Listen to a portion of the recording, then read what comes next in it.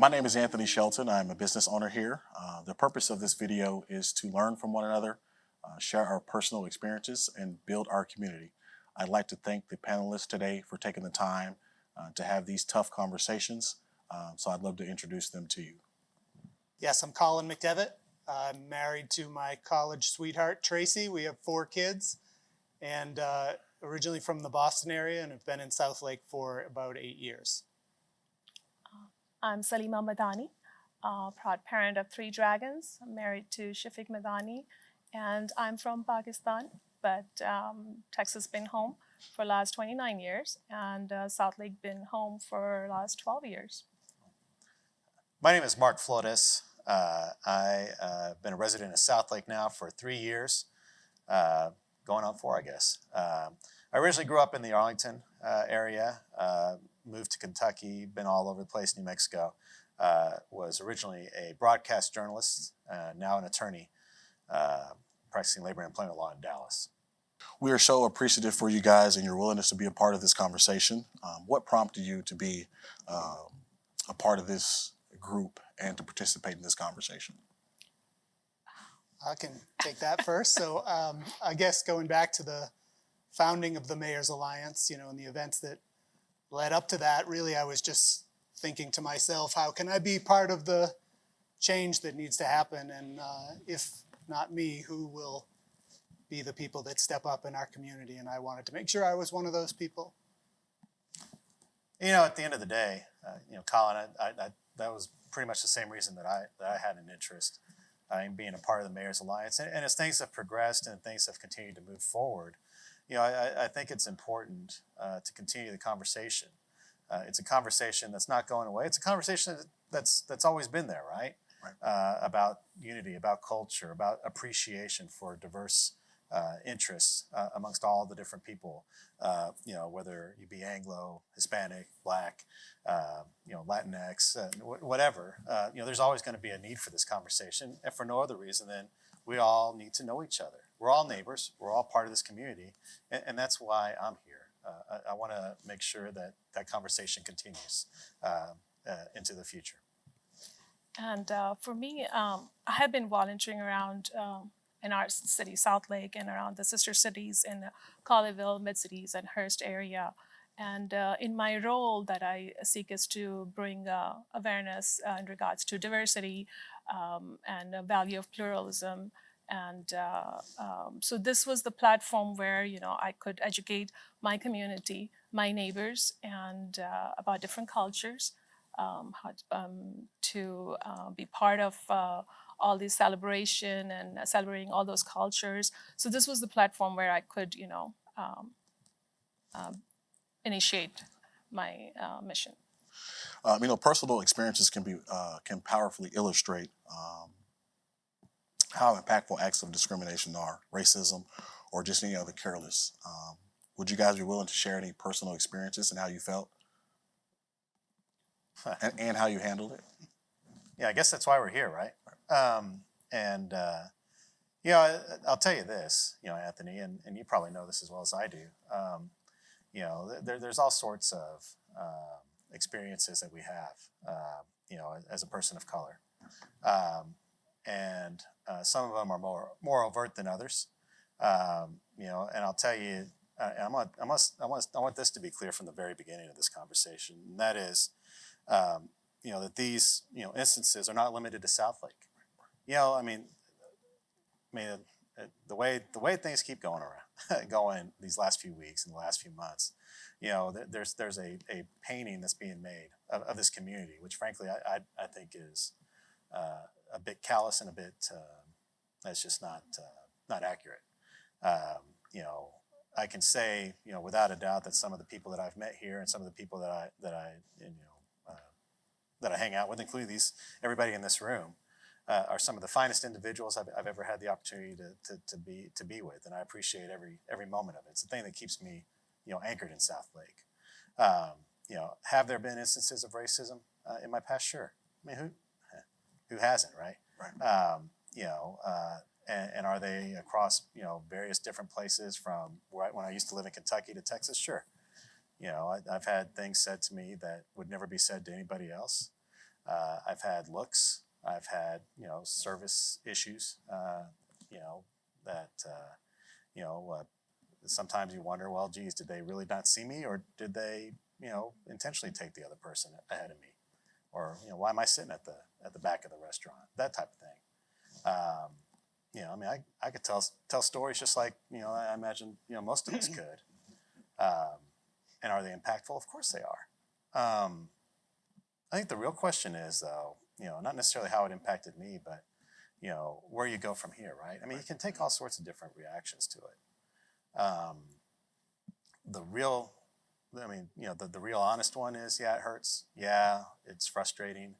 Yeah, you wonder if it'll ever stop. But at the same time, you also realize that it's not everyone. It isn't. I mean, and at the end of the day, you know, it's also everywhere. So you're kind of like, well, okay, you know, you just kind of deal with it, you move on, and keep things going. You know, I think I probably said too much, but you know, what do y'all think? I mean, I guess I'm maybe the one person in the room who would say they maybe haven't had any experiences of racism or discrimination kind of directly levied at them. But, you know, I feel like in experiencing that through you guys and through people who spoke at the Carroll ISD board meeting, you know, watching those videos for hours of people coming up and telling their story where they've had discrimination, you know, that's what really motivated me to want to get involved and to kind of get, you know, get out there in the community to show that this diversity is good. We should be celebrating that. And, you know, it's very different than the place I grew up, which was not very diverse. And I was, you know, I always think about my kids, how lucky they are to grow up next to people who came from France or who came from, you know, Spain or Mexico, or, you know, we have people in our community from all over the world, and we have people in our community that travel all over the world. And so how great is it to be able to kind of take advantage of knowing those people and really try to bring some positives out of it. Living with the diversity is going to be a challenging process. And the work, this process is always going to be in progress, right? So I had issues, I had experience through school, some very heart-aching experience, I would say. Like 2016, my daughter was graduating that time. And you know how they have that planning committee, the graduation planning committee sitting down to plan for ceremonies. So that time when they were planning, it was the baccalaureate ceremony that they do. That time, one of the parents saw the list and she said, oh, we don't have any representation for the student. How come? Since we had all the faith groups representing all the students. But one of the parents said, we don't want anybody in the church from the students' representation or anybody from here. But then again, at the same time, the same people from the community, the members from the community, I would say my lacrosse team, they stood up for us. They said, no, we need to find a representation for our students, for all our students. And so we made a history. 2016, we had the imam who represented all the Muslims in our church, which one of the community members didn't wanted it. But same time, community came together, stood up for us, and because they knew us. The reason they knew us, they stood up for us because we were engaged in the community. We were part of anything going on in the community. We were involved in school, we were involved in volunteer service.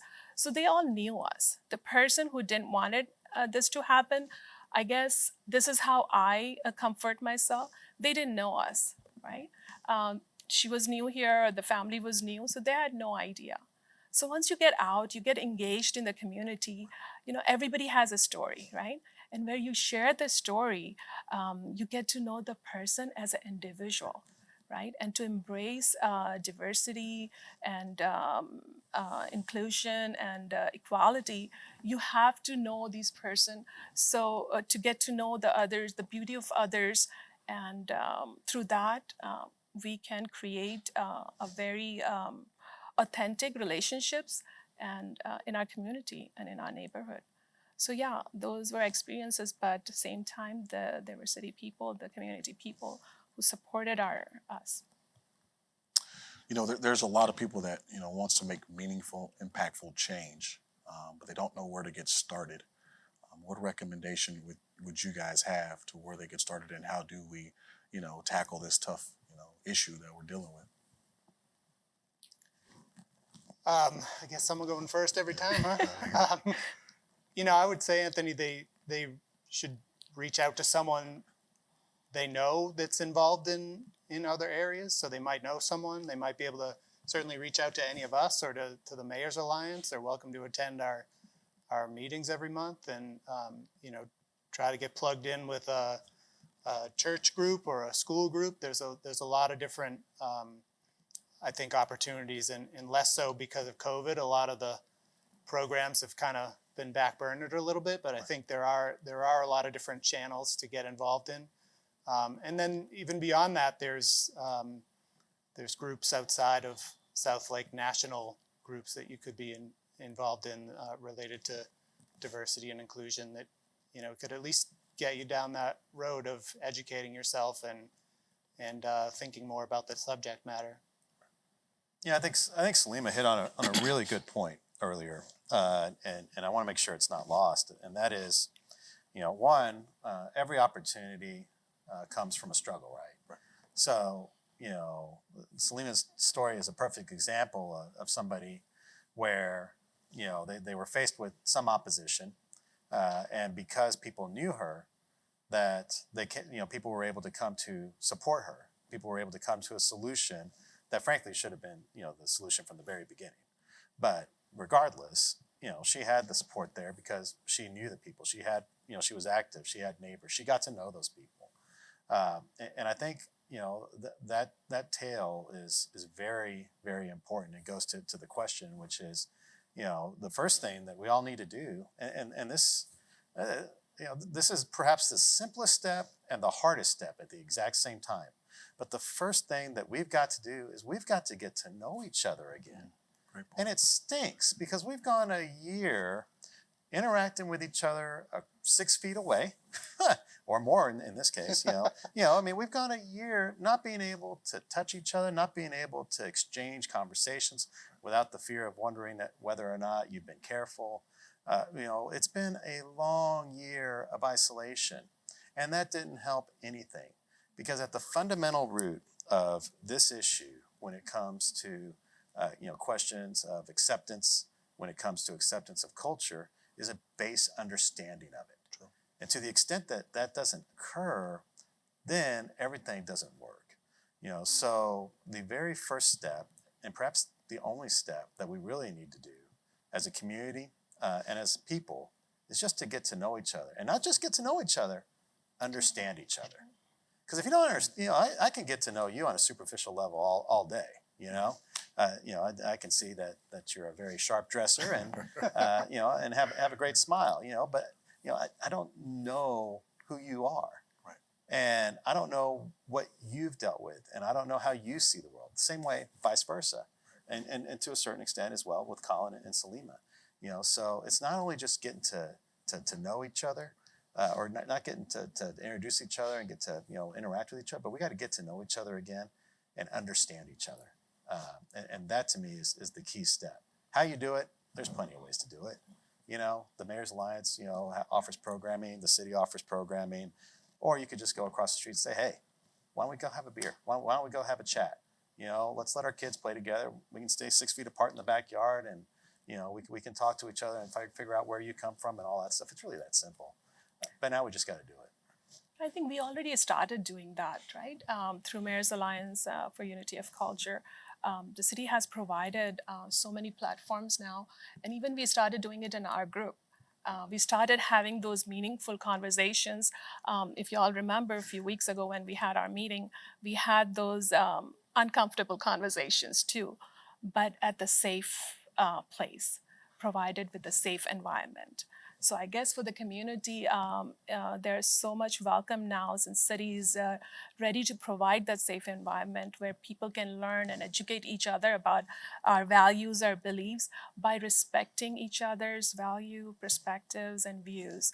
So I guess that's the thing that we were looking for. And our team members were saying, why don't we start talking and having those conversations among ourselves first before we go out and ask community to be involved and have those controversy conversations.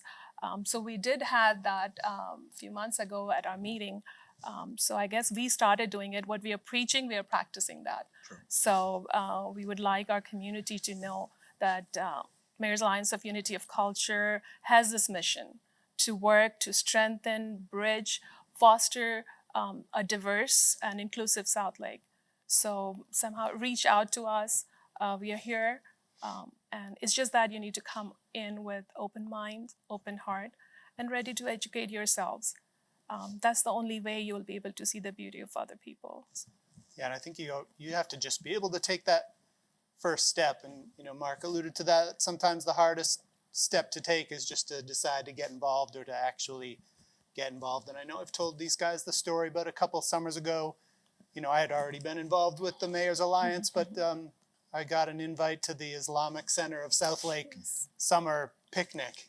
And, my kids were kind of grumbling about me dragging them there, but, what a great afternoon that was. We got a tour of the facility and got to break bread and share food with members of the community. And, my kids ended up, knowing classmates there, obviously. And, that was just a really rewarding afternoon. And granted, that was before COVID, when we had a lot more leeway to be in person, but hopefully we're going to get back to that point relatively soon where, and I think we've had this conversation too, just about how much the in-person connection works better than the online connection. I think we see a lot of division online, and, I've started just try to stay off of that as much as possible, because I don't think the positive gets lifted up the way the negative does, and we were just talking about that on the way in here. Yes. So, how can we get back to back to being in person and really connecting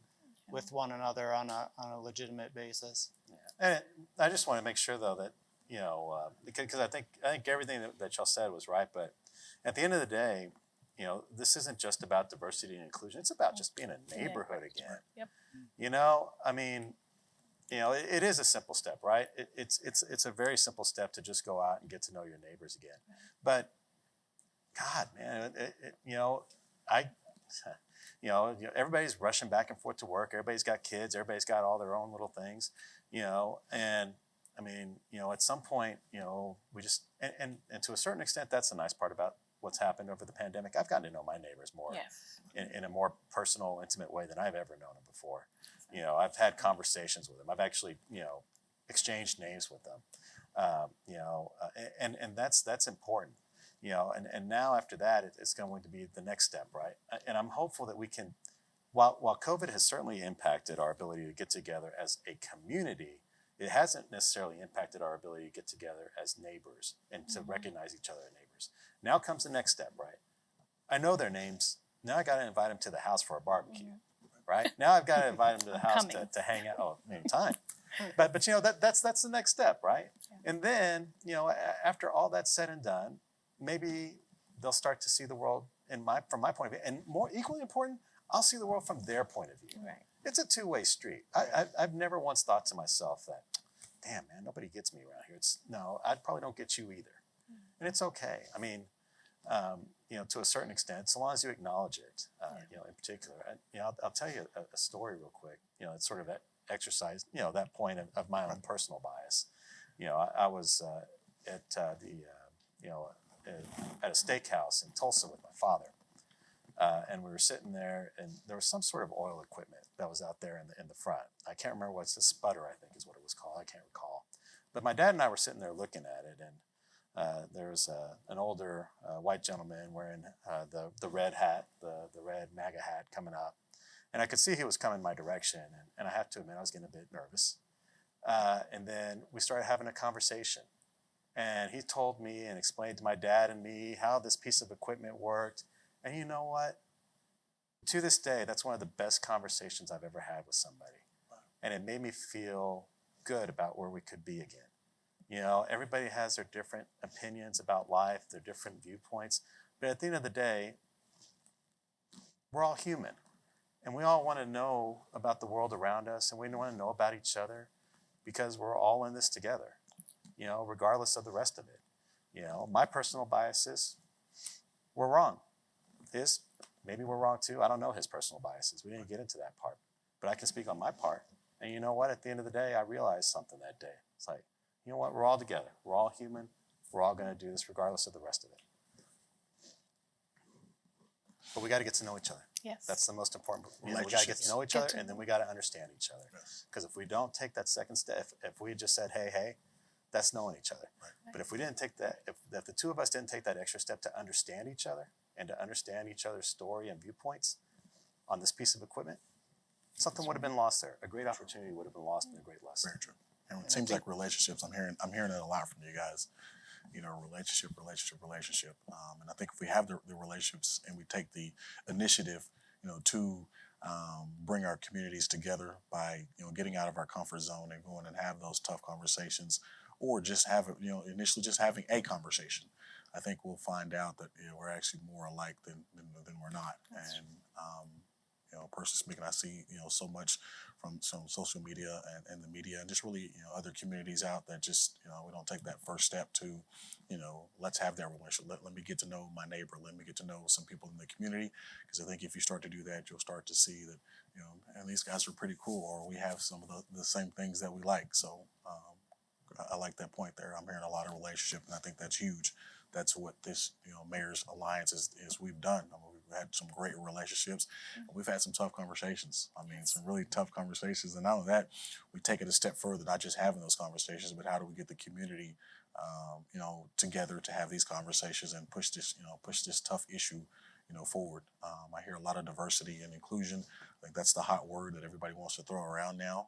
But are they actually taking the necessary steps to bring the communities together by having those relationships and then having those tough conversations? Because I think if we do that, you know, it makes the community that much more stronger. So. And I would just add too that, you know, when we talk about these tough conversations that we're having, you know, it doesn't mean that somebody's always got the right answer. You know what I mean? Like, we've had plenty of times where during those conversations, somebody said something and we're like, whoa. And then, we, you know, after you sort of explain, like, here's what I'm hearing you say, and this is how that made me feel. And, you know, let me tell you my side of the story. Then I think that's where you see the growth. Right. So you can't be so quick to penalize people who maybe, you know, just don't know any better and or have these sort of learned behaviors that they're kind of speaking on. And so, you know, you have to allow that opportunity for growth and provide that information and have that back and forth in order to move forward, I think. Yeah. Which requires a certain level of patience and a certain level of understanding. Yes. And tolerance. And tolerance. I agree. You know, but I mean, the issue is so much broader, right, than, you know, than persons of color, religion, political, you know, whatever. You know, I'm Mark. Yes. You know, and I have feelings and I have viewpoints. And I'm open to hearing your feelings and your viewpoints, and I'll respect them. And I would expect and hope that you would give me the same respect in return, you know, for mine. And at the end of the day, we come together in agreement on some of those. That's great. If we don't, that's fine too. But I respect you as a human being, Right. Regardless of all the rest of the window dressing that's involved. I respect you as a human being. I respect you as my neighbor, and that's going to go a long way in dealing with whatever issues, to the extent they exist in this community. And I mean, that's the funny part, right? Everything's just so undefined. It feels that way, you know, to me. Like you know, I don't even know what the problem is anymore, except to know that there's a problem. You know, and I think the root cause of the problem is that we don't know the problem. We don't know the problem because we don't talk to each other. But hopefully that changes. I'm very hopeful because I see a lot of good here.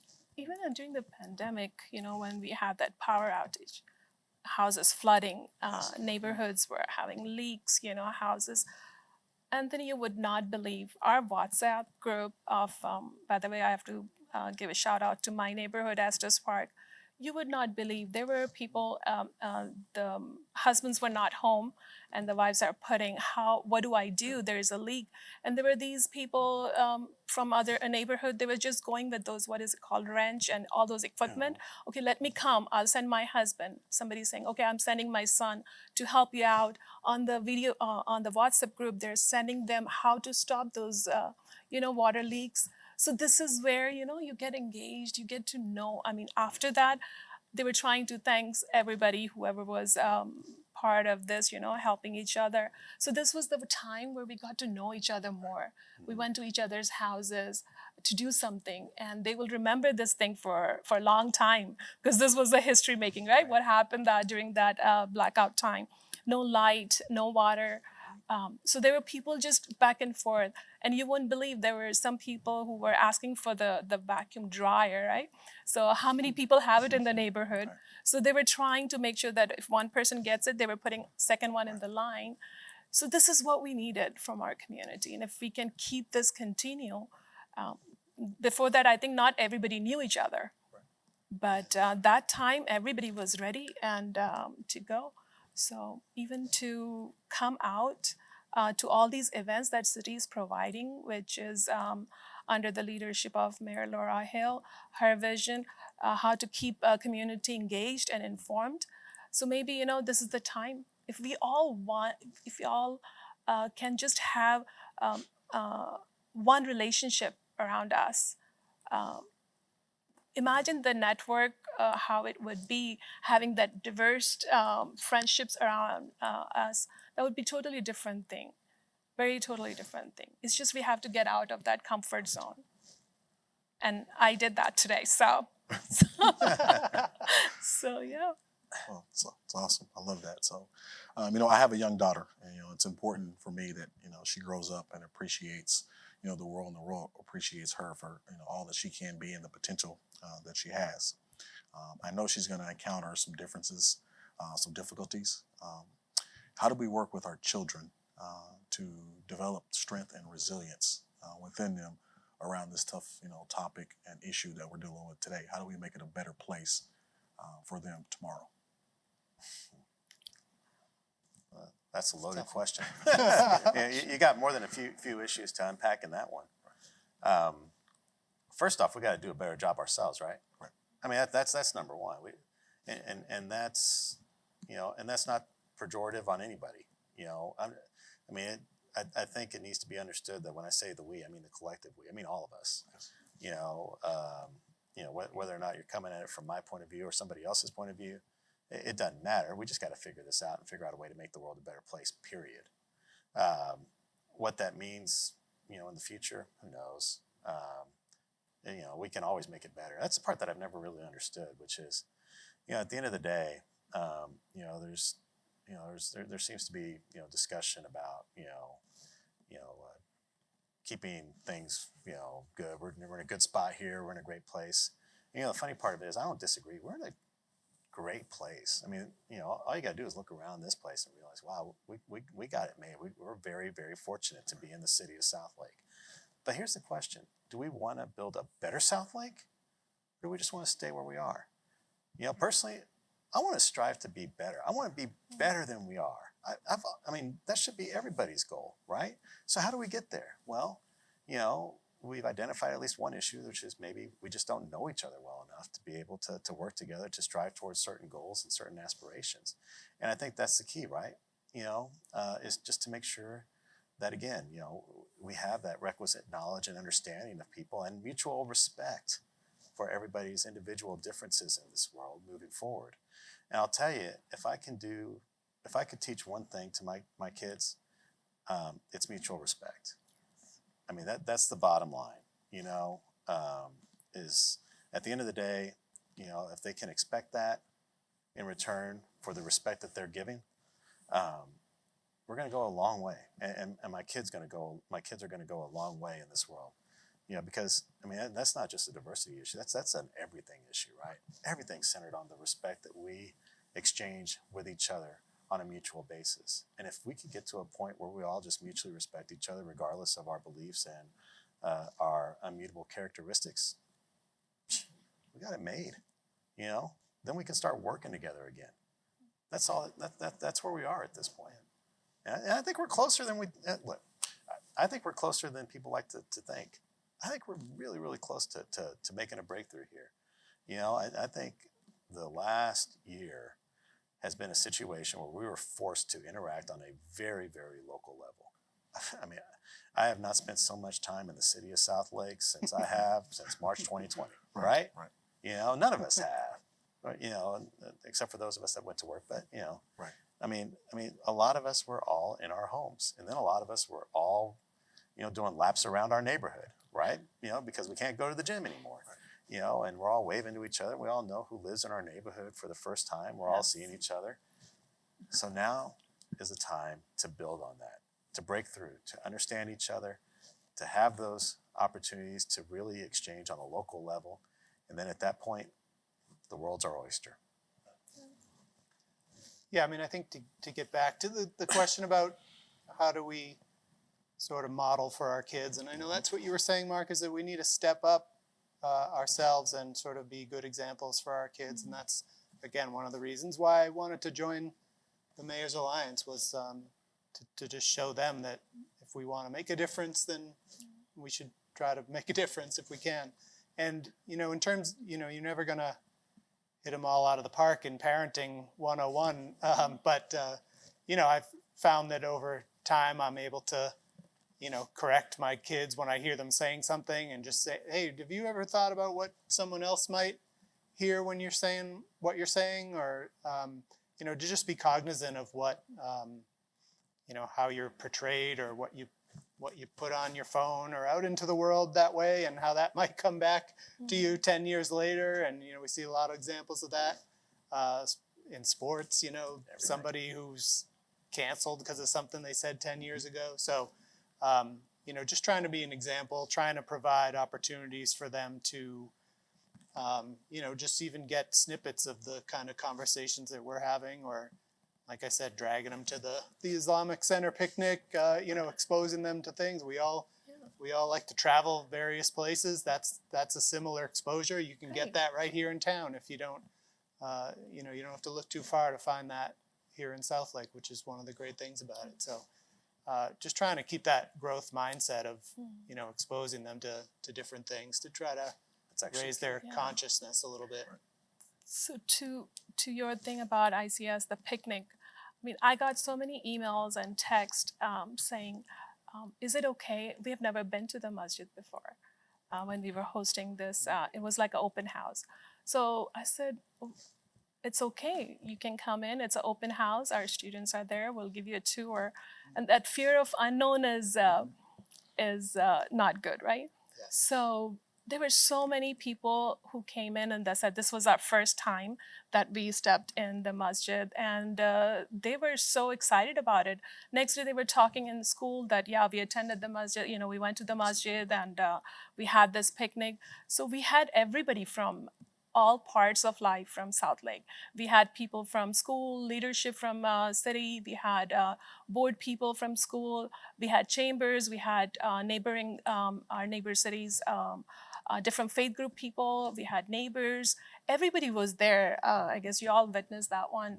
And they all, yeah, you was there. So they were like, you know what, we are so comfortable now that we know about you all. We know about different prayer places, right? Before that, they just knew about their own, right?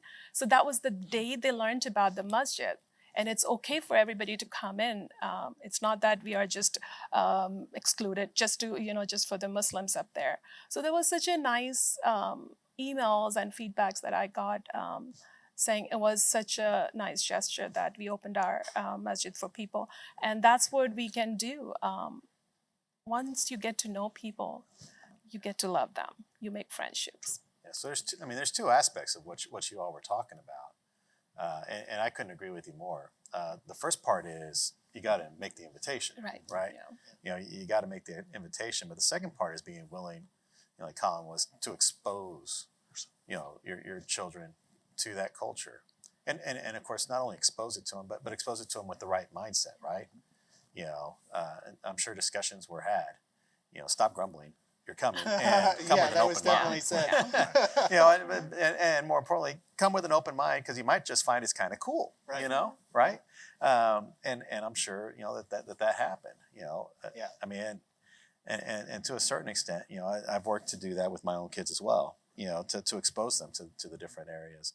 You know, and of course it's done in sometimes a more you know, overt way, like, you know, an invitation to a cultural event at a place.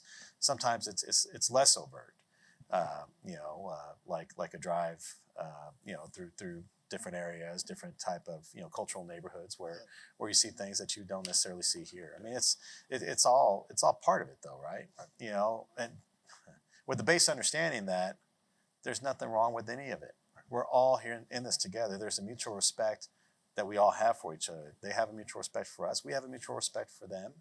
And, you know, to the extent there is an us and a them, but you get what I'm saying. I do. Exposure is key. And I don't know if they're going to cut this out or not, but I feel like I just speak from my heart. You know, there was times when I was growing up that we were homeless and didn't, you know, we didn't have a place to stay. And my mom would actually drive us through Southlake, me and my sister, and we would just look at all the houses in the community. And I remember driving down, you know, White's Chapel at times, and here we are homeless, but we're looking at, you know, just different communities and a total different, you know, environment, total different education, different expectations, different education, and we were just, you know, 30 miles south of here over in Fort Worth. So it's not like, you know, it was a far drive because it really wasn't. So kudos to her for exposing me to that. So now, hindsight, you know, the seat I sit in today of having a very successful business out here, you know, it kind of blows my mind at times, honestly. And I'm just, you know, sharing from my heart that, you know, to touch on your point about exposure, because I think that's huge. I think when you are exposed to a lot with the right, you know, mindset, it gives you a better and deeper understanding. And I think we should definitely take, you know, the initiative, you know, to get out of our comfort zones and to, you know, go and do those things. You know, let me go and meet someone that has a different culture, you know, different faith, and get to know them. Because I think when we do, that's how we collectively, you know, strengthen the community. And I think it starts at the community level. And I think if each individual community starts to do that, you know, we'll strengthen, you know, each other, and it'll grow up, and then we'll make the world a better place because we're taking our time to get out of those comfort zones. So I definitely want to touch on that point. And, you know, equally important, Anthony, I mean, you just illustrated the point right here, which is, I mean, you know, I just learned something, you know, fairly deeply personal about you that I didn't know, you know, and I'm not sure if Colin and Salima knew, but, you know, at this instant, you know, almost automatically, you know, I see a different side of Anthony. I don't know that I understand you, you know, I understand you completely, but, you know, I understand that there's more to you than again, you know, the person that's moderating. And, you know, I mean, to the extent we can all share stories like that and further our understandings of people as real people. True. Yeah. But, and you Real guys hit a home run examples. earlier. I mean, I think, you know, so many people, you know, see the outside and they don't see the heart. And I think, how can we walk around more in this community to show our heart? So, I mean, obviously more stories like this, more communication like this, more, you know, fireside chats like this for sure.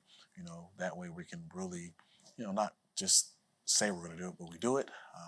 But we have those tough conversations in a safe environment and take the initiative to get to know each other. And I think when we do that, I mean, it's going to strengthen us for sure. It's going to, you know, strengthen the city of Southlake, and it just kind of grows from there. So, is there one thing in the next, you know, year that you'd like to see happen within the city to, you know, push along this agenda?